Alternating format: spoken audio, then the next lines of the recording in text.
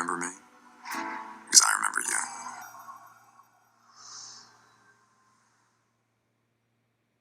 Joey, how did you find? Do you hate me?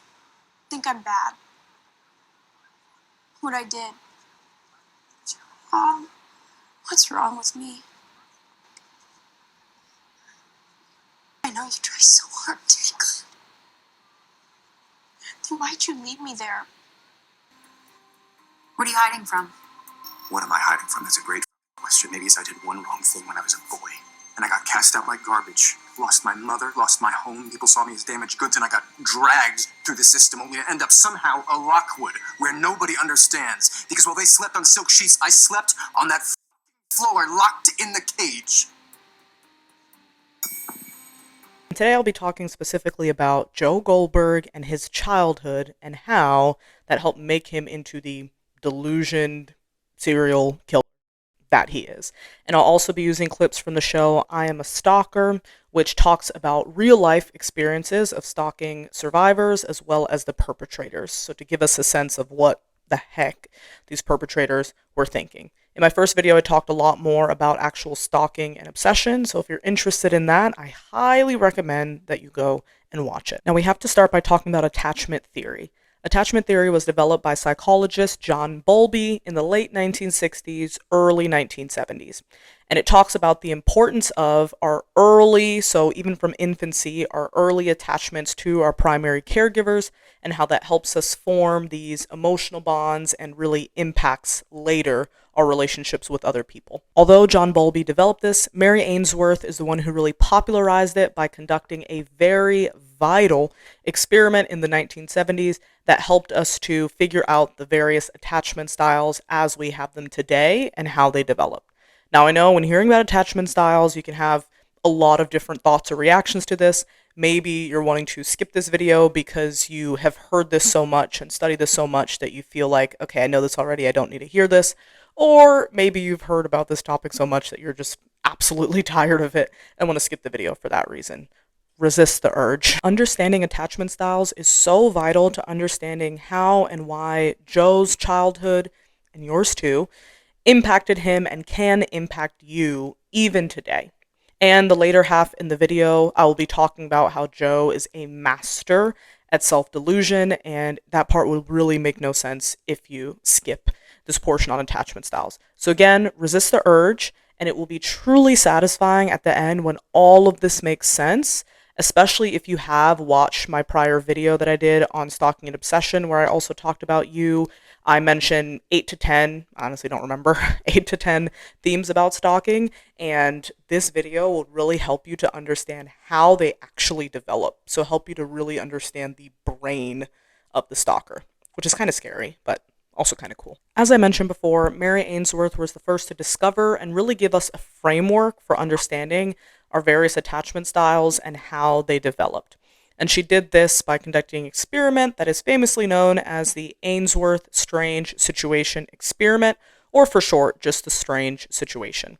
So this experiment involved 3 main people, aside from the experimenters, of course. So 3 main people, which was the mother, the child, and then the stranger. So this stranger was a person that was actually hired by the experimenters, so it was only a stranger to the mom and the child. The experimenters actually knew who this person was. Now I'm going to explain the experiment, but be advised that it's kind of like that game that you see when you go to some kind of sporting event where they have like 3 hats or 3 objects and they try to hide a ball under it and they shuffle it around and you have to try to follow it to see where the ball ends up. In other words, it's kind of hard to follow. So there's 8 different phases or episodes in this experiment, and total these phases can last about 20 minutes. So in the first phase, the mom and the infant are introduced to the experimental room that has toys and games in it, so it's just the mom and the child alone. In the second phase, which lasts a few minutes, the mom just watches as the baby plays, and if needed, the mom will encourage them to play after a couple minutes if they're not doing so already. Then in phase 3, the stranger enters and just silently sits down and just stays there for about a minute. They then talk to the mother for about a minute, and then the baby for about a minute, and now the mother leaves. So at the end of this phase, the child is alone with this stranger.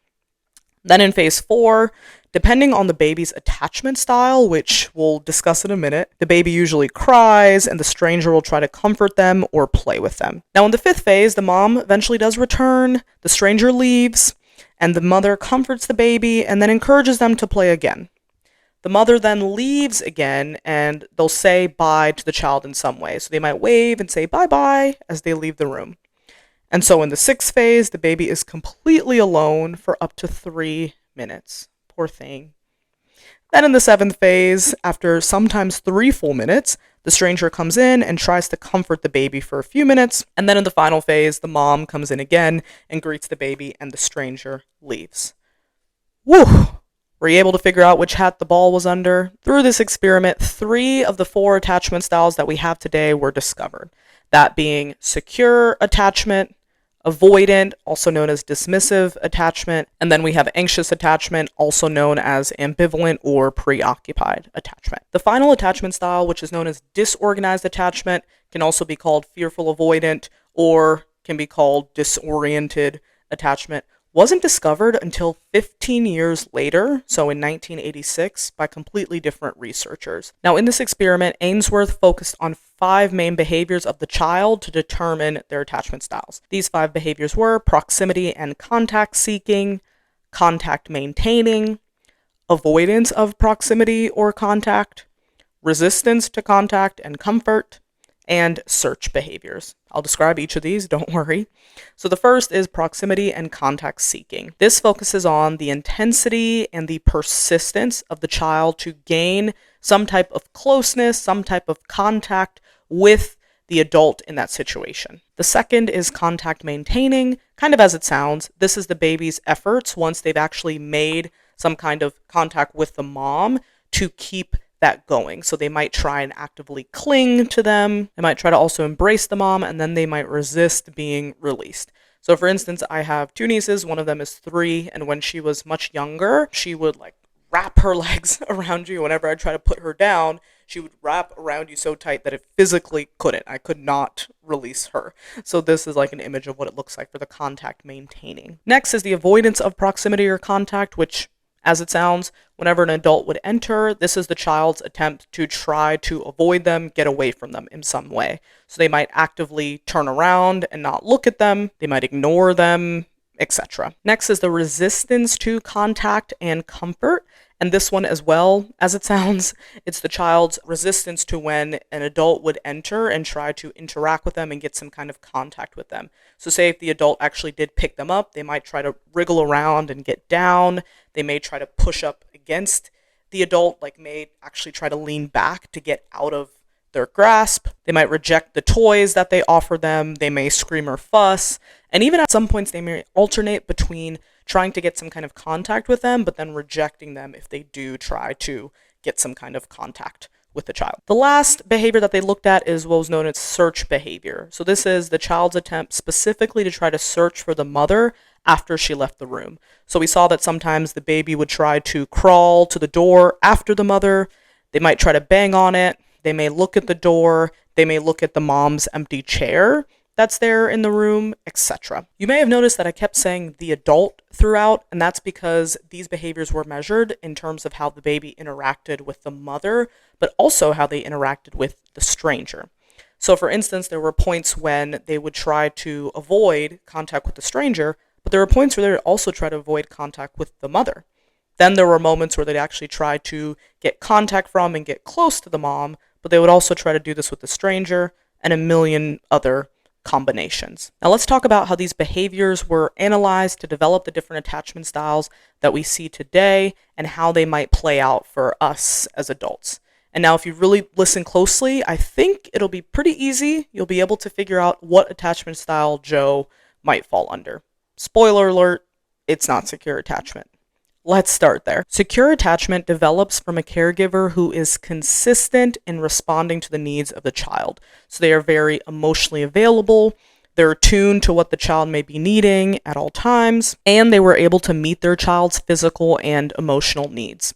So in the strange situation experiment, the kids that were securely attached, They were moderately, and this word is important here, they were moderately distressed when the mom left the room. However, they would actually seek contact with the mom when she came back in the room. They would seek contact with her to try to comfort them because, again, they would be distressed and they would be crying.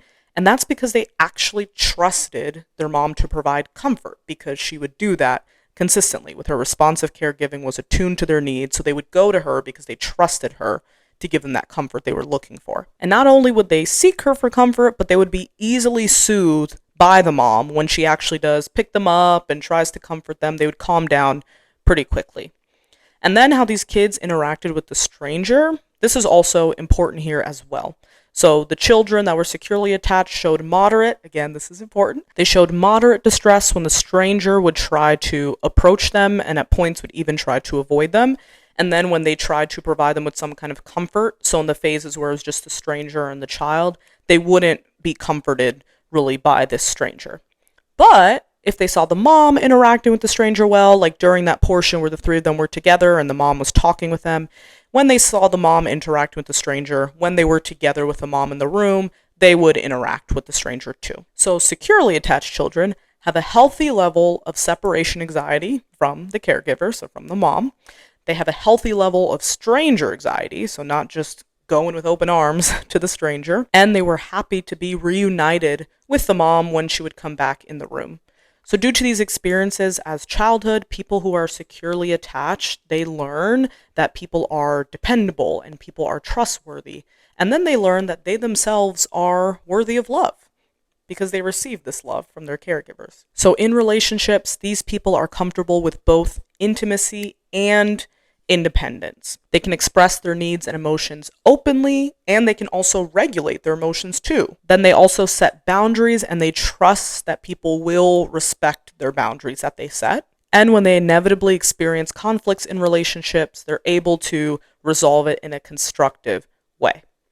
Do we see why I said Joe Goldberg is not this attachment style? Let's move on to avoidant attachment.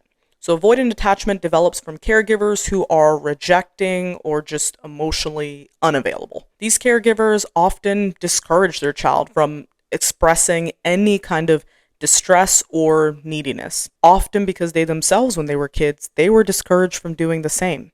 And so they continue this pattern, and probably because they were likely discouraged from doing the same, they have no clue how to support their child who might be experiencing that kind of distress or neediness, so they just try to tell them, get over it, rub some dirt in it. Because of this, from a very early age, the child learns how to suppress their emotional needs and only rely on themselves. Because, if their caregivers couldn't even be relied on, then who else can I rely on to support me? In the strange situation experiment, you see this independence come out almost immediately. The securely attached children, they would look back at the mom when they first went into the experimental room to see if it was okay to play, and to kind of reference that from the mom's cues. And, she'd say, oh yeah, it's fine, you can go play, enjoy yourself. The people who were avoidant, the kids who were avoidant, never looked back at their moms for this. That's not all. These children showed no distress when their mom left the room. They were unconcerned by her absence at all.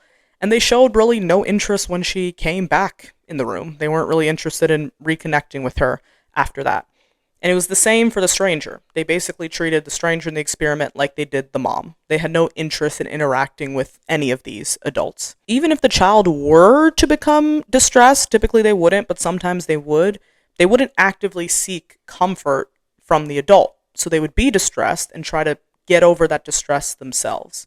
So thinking present day for these folks in relationships, they will value independence over intimacy. They avoid vulnerability at all costs, and they may seem somewhat aloof, emotionally distant, or visibly uncomfortable with any kind of closeness. This person will typically pull away or end a relationship when at that point that it does start to deepen, and they often prefer the kind of no strings attached relationships, because deep emotional discussions often aren't a feature of those kind of relationships like they are in ones that are more serious. This person also has difficulty expressing their own needs and acknowledging their partner's needs and emotions.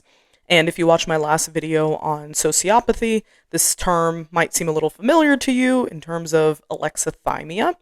If you have no idea what I'm talking about, then I encourage you to go and watch that video after this one, of course. Before moving on to anxious attachment, something that I found really interesting about avoidant attachment is that physiological studies, so studies that measure things like heart rate or the release of certain stress hormones in the body, like cortisol, for instance, studies that measured this found that people with the avoidant attachment, that they would actually still internally feel some kind of stress or distress, even though their outward demeanor may show that they don't care.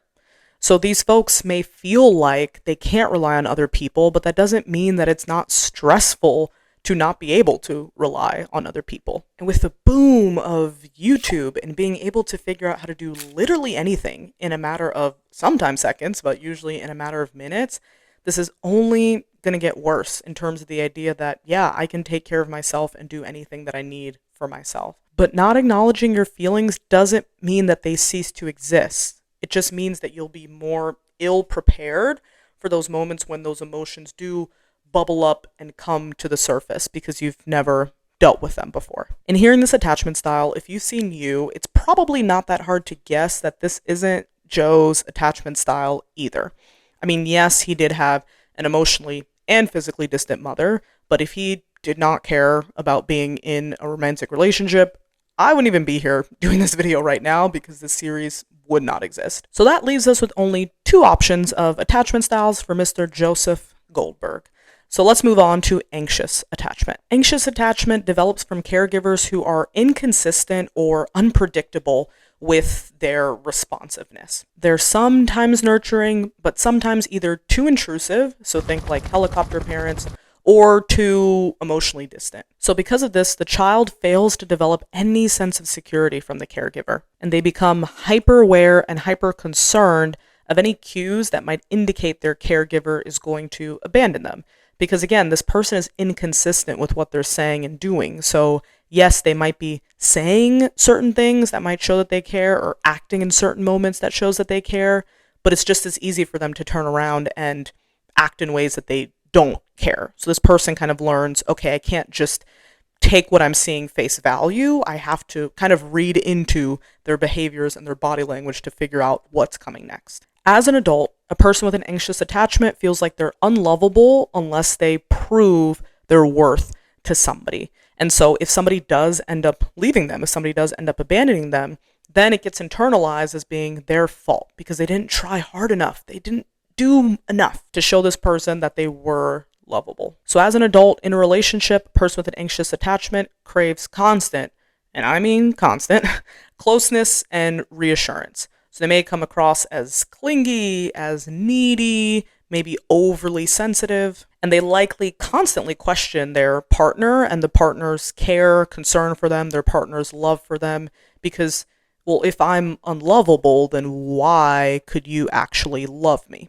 Doesn't make sense, right? And so they, again, can't really take what their partner is saying to them and doing for them at face value. So this person may frequently, and often will frequently text and call their partner, and then they might interpret any minor delay in this person's responding or any change in tone. So think about if the person just types okay with a period instead of the usual okay spelt okay, this person might think that that's a sign that now this person is disinterested or they're going to reject them at some point. Because of this, this person is often defined by others as being dramatic, and will usually hear these two words that they hate more than anything: you're overreacting. But the thing is, I'm going to give you some tough love here, if this is you, that you probably actually are overreacting, because a person with anxious attachment has difficulty regulating their emotions. So even a small thing that happens that's negative will cause a person with anxious attachment to spiral out of control. So it actually might be that you realistically are overreacting to a situation, although it truly doesn't feel that way for you. In this experiment, the child with an anxious attachment was very clingy with their mother, and they were unwilling to explore this new environment. So they probably wouldn't even let the mom put them down to actually just look around the room with the mom being there in the room with them. Then when the mother left the room during those certain phases where she would leave, Can you guess what happened? The child was extremely distressed because they assumed she's not coming back. Then when she did come back, they were happy to see her and would try to actually seek contact and comfort, so they would go to the mom, but then they wouldn't actually be comforted, so nothing the mom would try to soothe them would actually work. They would continue to cry, and in some cases would even show anger towards the mom, so would do things like hit her or kind of fuss at her, so they'd be mad at the mom for leaving them. Remember, this caregiver is incredibly inconsistent in their responding to the child. So although the child wanted comfort from them, they were unsure if they would actually get it. And so the child was incredibly ambivalent towards the caregiver. And I want to take a minute here to pause and define the term ambivalence, because often how I hear it and typically how we use it in society is actually incorrect. We often use it as somewhat being interchangeable with being nonchalant about something. So if your partner asks you, what do you want to go out and eat today? You might say, oh, I don't know, I'm ambivalent. That's actually not the correct use of the term. So ambivalence is having such strong negative and such strong positives for doing some kind of behavior that it cancels each other out. So you can't really decide what to do because you feel so strongly about doing and not doing something. So in the strange situation experiment, the child really wanted to get comfort from the parent, so there was such strong positives of getting comfort, but they were also really concerned at the same time. There were such strong negatives because they felt like this caregiver may reject them that they weren't sure what to do. Okay, so in hearing that, this one's a pretty strong contender for Joe Goldberg, but let's hear our final attachment style first before we come to our ultimate winner. And that one is what's known as the disorganized attachment. This kind of attachment style develops usually from caregivers and environments in which a person experiences severe abuse, trauma, and neglect. So the child looks at the caregiver as a source of comfort, but also a source of fear. They're truly afraid of them. Because of this, the child is unable to come up with a coherent way of interacting with the caregiver because they aren't sure of the way that they'll actually get their needs met. Now, this may sound like anxious attachment, but it's different. For an anxious attached child, they would pretty consistently go to the caregiver for comfort, but then reject their attempts at comfort. But for the child that was disorganized, the disorganized attachment style, they didn't know what to do. So sometimes they would act one way towards the mom in a certain phase, but then in another phase, when she would leave and come back, they would act a completely different way. The response is never the same. They may freeze when they see the mom in the moment. They may try to crawl towards her and then try to crawl away from her. They may look visibly afraid when they see her in the room, even though they may have just been crying when she actually left. As an adult, this person wants love but feels that it's dangerous to trust anyone. They crave that closeness but are terrified of vulnerability. And they also struggle a lot with their own self-worth. Some other ways that this can present is that this person may have strong mood swings, so may be incredibly loving one moment, but then incredibly angry and rejecting the next moment. They may also actively sabotage relationships because of overwhelming anxiety or mistrust in their partner. So here's a little summary table, so you can pause the video here if you want to look it over. Real quick, before we try and guess what attachment style Joe is, I want to give you some statistics, so some kind of numbers and percentages when it comes to these attachment styles. Of the 4 attachment styles, secure attachment is the most common by far. So studies estimate that around 50 to 60% of people are securely attached. Next, we have both the avoidant and anxious. They're kind of somewhat tied, maybe slight percentage difference, but around 20% of people have each. And then last is the disorganized style, at about 5 to 10% of people presenting with this style.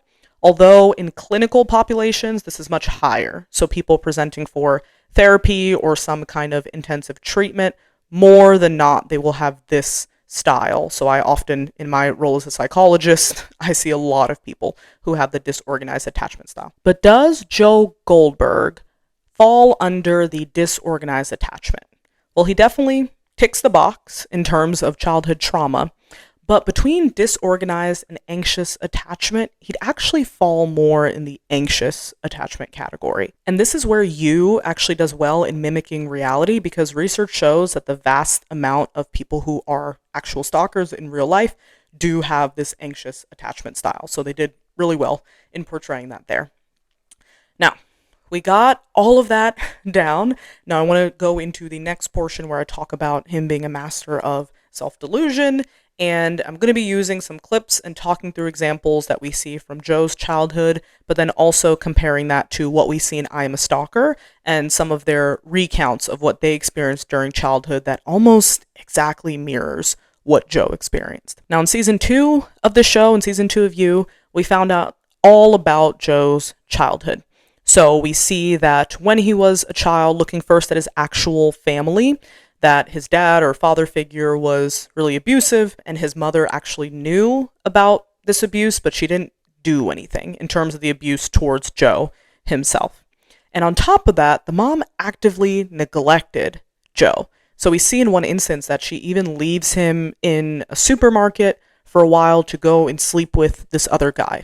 And Joe is aware that that's why she's leaving him, to go run off with this other man. And I can't exactly remember what she did say to him, but she kind of said something to the effect that she'd be back soon. But Joe had no way of actually keeping in contact with her, had no way of knowing whether she would be back soon. And as we can expect, she wasn't. So he was waiting there forever without knowing if she'd actually be coming back for him or not. So I'll talk more about this in a moment, but this likely developed in him this sense of not being enough. She would say with her words that she loved him and always called him these sweet, cute nicknames, but with her actions, she would constantly abandon him. And this also showed Joe that being in a romantic relationship is the most important thing in life. I mean, his mom was not just in this one time in the supermarket, but constantly leaving him to run off with random men. So if a romantic relationship could be more important than even your own son, well, then it has to be the most important thing, is probably what, Joe was thinking. And if you have watched You, it's very obvious to see that Joe puts a romantic relationship above everything else. I mean, we see that modeled to him from his mother, and we see that constantly through Joe's actions throughout the series. And additionally, Joe's mom constantly leaving him for another man only grows this fear of abandonment in him. And it only justifies in his mind why he needs to engage in these kinds of stalking behaviors to make sure this abandonment doesn't happen. And not just trying to avoid the abandonment, but also these stalking behaviors like combing through the person's socials like Joe does so frequently in the show. It also helps to get that kind of reassurance that he might be craving, right? So remember from season 1, when Joe meets Beck, immediately after they meet, he looks through her socials and sees that she posted about a book, but didn't post about the cute guy at the bookstore that gave her that book. He was not only looking to learn more about Beck, but looking also for reassurance that she liked him. Remember how I said an aspect of anxious attachment is not getting any kind of security from the caregiver? Well, that continues into the relationship, into a romantic relationship. The partner can say, I'm not cheating on you, or they can say, I love you. And somebody who might be anxiously attached like Joe might think, okay, well, I can't trust your words because my mom also said that she loved me, but she would constantly abandon me. So I can't trust what you're saying. I have to figure it out for myself if it's true. Now, if you did watch the first video that I did on the show You about stalking and obsession, I talk about one of the themes in terms of the stalker knows best, feeling like they know their victims, even maybe better than the victim knows themselves.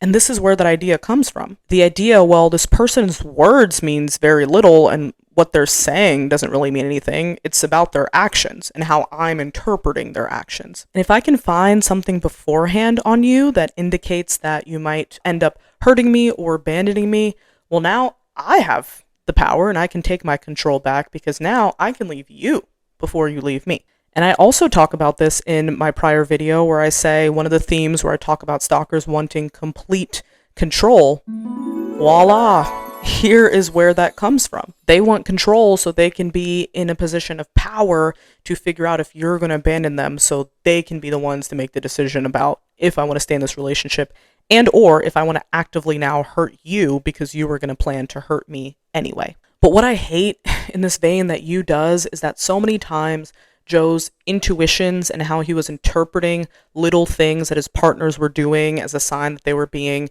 distrustful or not honest, I hate that so many times that was actually right.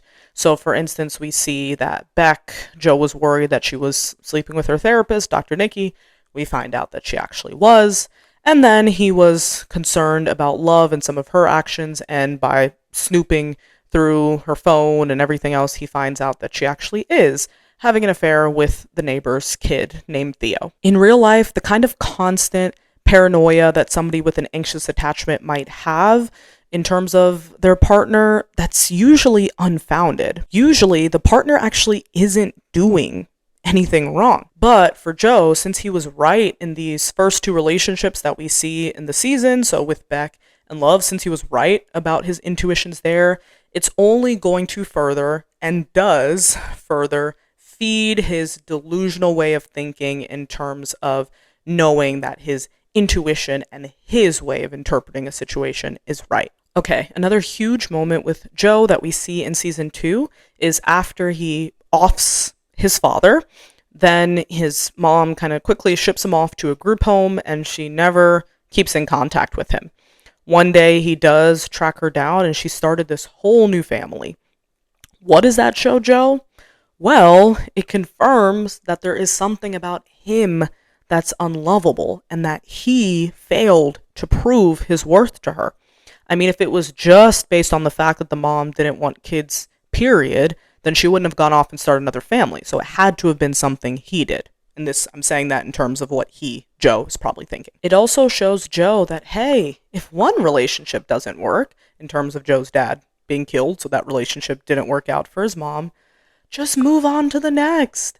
The perfect partner and family and life that you want can be found if you just bury the old and move on to the new. Just like Sharpay Evans always said, out with the old, in with the new. And Joe's so delusional to think that he's somehow different from his mom in this way. I mean, after he ends up offing Love, his first wife, he leaves his son Henry, their son Henry, leaves them with one of his coworkers named Dante and his husband temporarily, with the intent to eventually get Henry back when he's in a better state of mind, in a better place for himself. And then he quickly ships himself off to London, and that's how season 4 begins, with him in London. While he's there, spoiler, he killed a lot of people.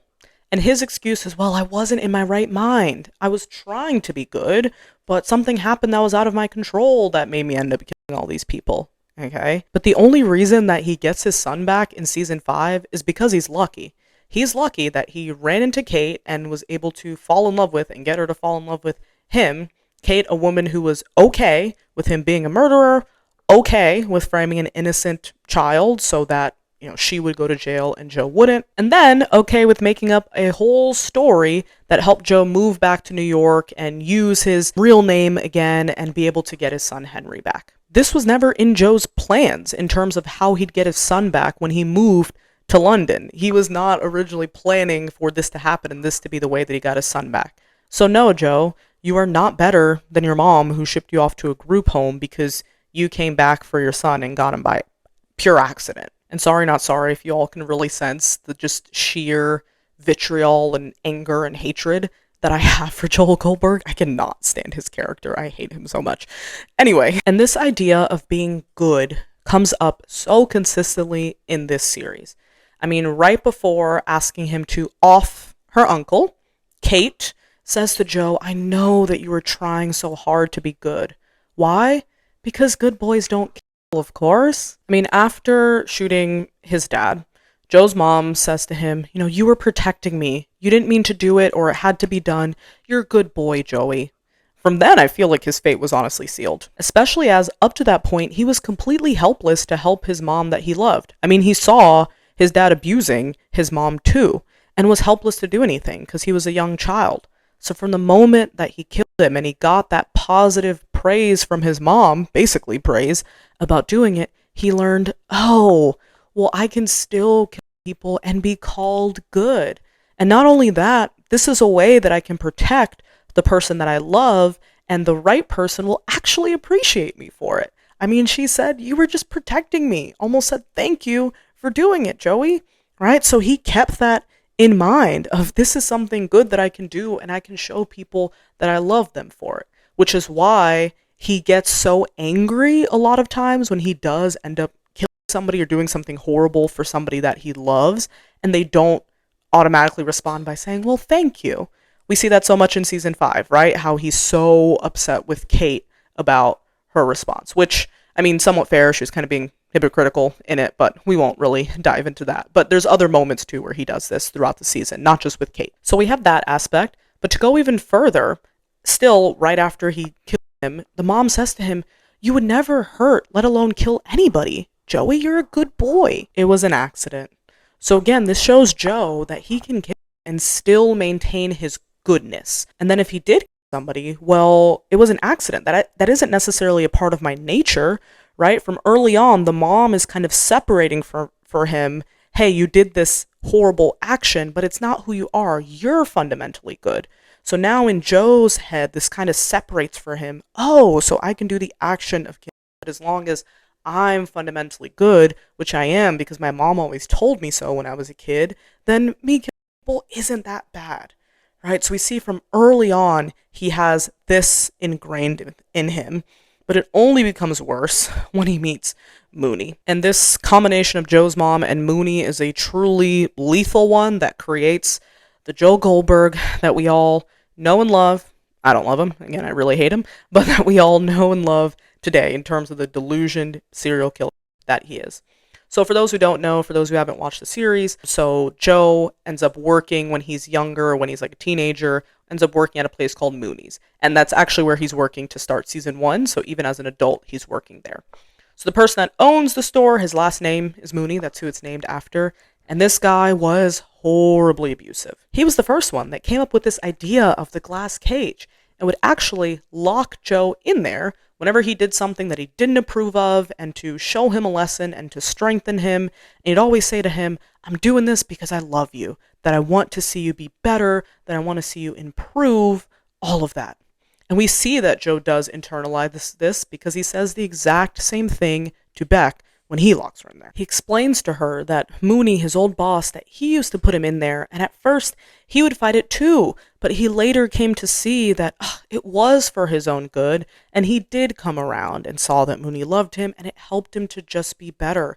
So he says to Beck, don't worry, over time you'll see the same, that this is best for our relationship if I do this to you. And this is where a part of me, a very small part of me, can have empathy for Joe. I truly almost have none, but in terms of this aspect, that he was a kid and he was manipulated and gaslit by Mooney, but also had horrible experiences too by his own mother, he only ever saw perverted examples of love and had to grow up thinking that that's what it looks like. So that was his framework, right? And especially as kids, we model what we see in our environment. So he kind of had no way of knowing or seeing what a healthy relationship looked like for him. And what happened to him in terms of what Mooney did, we see much later too, creates in him this idea that, oh, I can force the people that I love into submission and it be for their own good. Like eventually they'll end up doing what I say. Eventually they'll come around to seeing my view on it and come around to seeing that this was all for their own good and the betterment of our relationship together. Even if they object at first, and they may object strongly, and they may object for days or weeks, they'll come around. And it's so symbolic when we see that this is what happened to Joe. When Joe was locked in that cage with Mooney, he did eventually come around, the horrible abuse and manipulation that Mooney put in his head. And so, of course, Joe thinks, if I do this to somebody that I love, it'll be the same way. They'll come around. And if they don't, well, they just didn't understand. They then forced me to act in this kind of way of violence because they just couldn't see the good thing that they had. I mean, it's basically kind of what happens with Beck, right? And it's interesting because Joe manipulating and trying to force his partner into submission or a person into submission almost always, if not always, happens when they're in the cage, right? Which again is that place where Mooney forced him into submission. He does this in the cage in all 5 seasons. Most recently in the last season, for those who haven't watched it yet, I guess this will be a spoiler. In the last season, when he ends up putting Maddie in the cage and then kidnaps Harrison, how he feels like, oh, I have this great plan and they'll come around. I'll just tell them to do this. It'll be brilliant. And we see that Maddie fights against it. Harrison fights against it. And Joe isn't expecting that. He's like, what the heck is happening? I mean, I can force you to do what I want, so why aren't you doing what I want? And so I really think a combination of the things I mentioned kind of came together to create this super delusional version of Joe to where he can still think of himself as good. And I feel like a big part of that is from his mom, like I said, about how he can keep and maintain his goodness, that he's a protector. I had to do this to protect you. I mean, that's just how I am, but I did this bad thing. But if it was in the name of love, which love is the most important thing, a romantic relationship's the most important thing, then it's okay. And then this idea where I can do horrible things to my loved one that he got from Mooney, and that be okay too, as long as it's in the name of them coming around and seeing that I'm doing this out of benefit for them. And we see that so well. I kind of want to end by showing some clips of Joe and some of the moments, there are so many, but some of the moments that just stood out to me about how delusional he is, and just see if you can kind of hear in these clips what I just talked about. So those points that I talked about, what he learned from his mom, what he learned from Mooney, see if you can kind of see that in these clips that I have of Joe. Hey, it's not, no, it's not true. No, you have me. You don't understand. I would never hurt someone I love. I'm not afraid of you either. Why would you be afraid of me? It was an accident. I never tried to kill you. Oh, she's dead. Of course she's dead. She fell. I just hit that girl with a rock. I would never hurt a woman. But she was a dangerous, flesh-hungry heartbeat. She forced my hand. That's on her and her family for screwing her up. I had to, Beck. I had to. But she gave me no choice. I'm not a bad person. She was going to ruin you. But you're safe now, thanks to me. It's brave what I do for you. It's not easy. It's hard. Sometimes it makes me sick. How many guys are willing to do anything for the person they love? Honestly, Beck, you're lucky to have me. You are not a white knight, Joe. You are a abuser. I saved you. I've spent my entire life saving women like you from abusive men. Okay. Hopefully, seeing those clips after discussing that, it was a little more obvious to you about where this idea of delusion came from. And I know, again, most of us can kind of understand that childhood is very impactful and could see, well, duh, we kind of knew that stuff with his mom and Mooney led to him being the way that he is, but hopefully you have a better sense about specifically how. And now I want to end by showing clips from I'm a Stalker where they talk about their own childhood life so you can see true examples from that. But thank you all again for joining me on this journey through you. And I will again be leaving the link in the description for a website to help with stalking people who may have experienced that, or if you know somebody experiencing that, that way you can give them the help that they might desperately need. The stalking thing kind of boils down for me as an abandonment issue. I get hung up on a person because I felt abandoned by them. It makes me just want to cling on to them more. Then I get angry about it. And it's like, well, you love me, you should be here. It's anger from being hurt. And looking back, I can say that was the start of problems that led me to the situation I'm in now. I saw my dad abuse my mom a couple times. I got 3 other brothers, and as we grew up, when my dad wanted to abuse my mom, we would step in. We would take the pain or the beatings for my mother just because she didn't deserve, to get hit. I finally ran away from home, and from 11 to maybe 17 years old, I ran with gangs. I went to one of my foster homes about 6 years old. I got taken because my birth mom didn't want me. I was bounced around to about 12 total homes. I was abused a lot in some of my foster homes. So and mistreated and not loved. At 10 years old, I started liking women. And at 10 and 11, I just started fighting in school because I was picked on because I liked women. And I went to different foster homes because they didn't want me because they said I was bad, or they didn't want me in a home with other children because I was gay. So I just felt unloved and unwanted. My fantasy was to have a wife and children and house and then provide for them. That's always been my dream. Somebody's watching me. It's bad, please.